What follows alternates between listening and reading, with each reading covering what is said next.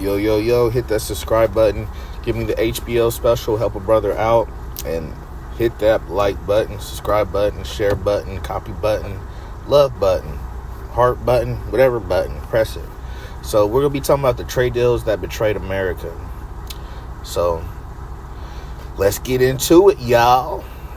We were told that trade deals would make America stronger, that they would open markets, lower prices, and create jobs. What we got instead was a slow, quiet betrayal of the American worker. Let me tell you here, the truth about the trade agreements that help dismantle our factories, decimate our communities, and reshape the American economy, not for us, but for the elites. 1. NAFTA, the first cut. NAFTA was the first major hit signed in 1994. It was supposed to lift all boats. Instead, it sent American factories packing to Mexico. Over 700,000 jobs vanished. 700,000 jobs vanished. Entire towns across the Rust Belt collapsed under the weight of false promises. But NAFTA was just the beginning. Then we had the PNTR with China, the floodgates open.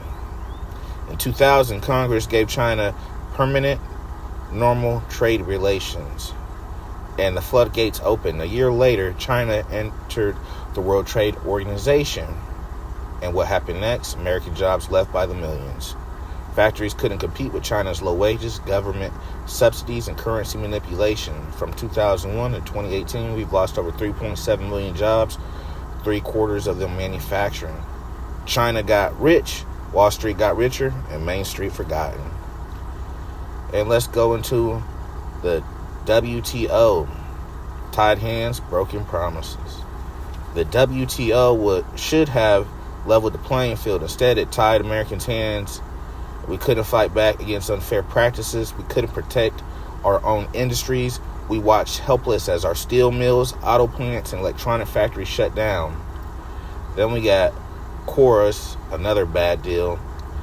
In 2012, we signed the U.S.-Korean Free Trade Agreement, Chorus. It promised 70,000 new jobs, but instead the trade deficit with South Korea jumped over by 70%.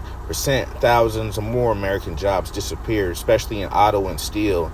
Once again, the working class paid the price. Then we got the GSP and the race to the bottom. Generalized system of preferences allow goods from developing countries in into our market duty-free. Sounds helpful, right?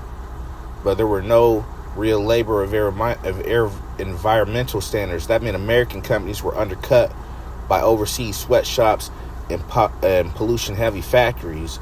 When you let countries play dirty, while we play fair, our workers lose every time. TTP at bullet dodged. Then came the Trans-Pacific Partnership, TPP, a massive deal that would have handed even more power to the global corporations. It would have allowed foreign companies to sue the U.S. for enforcing our own labor and environmental laws. Thankfully, we pulled out of it before it was too late. But the fact that it got that far tells you everything you need to know about who these deals were really for. So, in finality, a call to action. Basically, for decades, the American worker has been sacrificed at the altar of globalization.